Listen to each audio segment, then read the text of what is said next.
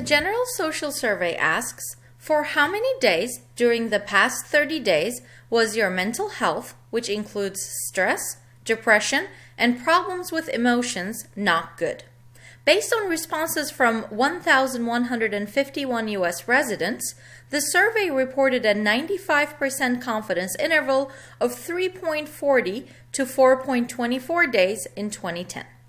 Interpret this interval in context of the data. Remember, the confidence interval is always about the unknown population mean, and the confidence level tells us how confident we are that this particular interval captures that mean. Then, we are 95% confident that Americans on average have 3.40 to 4.24 bad mental health days per month. Here we have another question based on the same data set. We are asked, in this context, what does a 95% confidence level mean? It is always very important to try to put all of the concepts and terminology you learn in context of the data that you're working with. And if you're able to do so, that means that you really fully comprehend the material.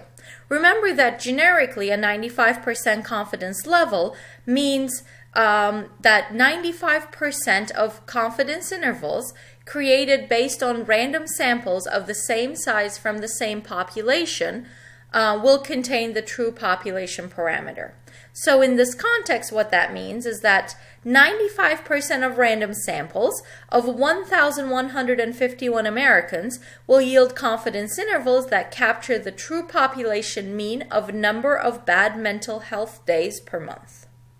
Suppose the researchers think a 99% confidence level would be more appropriate for this interval.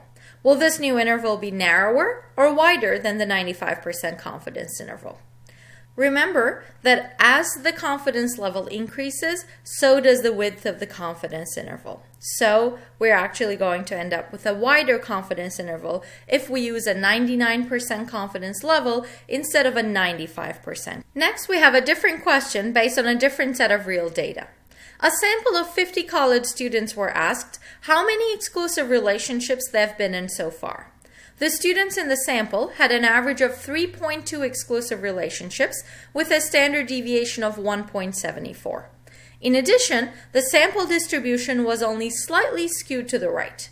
Estimate the true average number of exclusive relationships based on this sample using a 95% confidence interval. So, we're given that 50 college students are in the sample, so n is equal to 50. They had an average of 3.2 exclusive relationships, so the sample mean is 3.2, with a standard deviation of 1.74, so the sample standard deviation is 1.74. We have all of our building blocks to calculate the confidence interval now. However, we must first check to make sure that the conditions required to use the confidence interval technique we just learned are actually met. First, we have a random sample, and 50 is certainly less than 10% of all college students. Therefore, we can assume that the number of exclusive relationships one student in the sample has been in is independent of another. So we have independent observations with respect to the variable that we're interested in. Second, the sample size is greater than 30, and the distribution of the sample is not so skewed, indicating that the population distribution of number of exclusive relationships of all college students is likely not so skewed either. Then, we can assume that the sampling distribution of average number of exclusive relationships from samples of size 50 will be nearly normal. So the required conditions are met, and we can move on to the calculations. We first need to calculate the standard error, since we will need this value to calculate then the margin of error.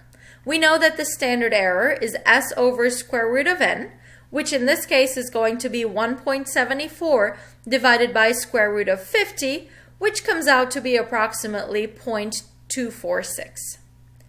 Then, the 95% confidence interval can be calculated as the sample mean 3.2 plus or minus 1.96, the critical value, times 0.246, the standard error.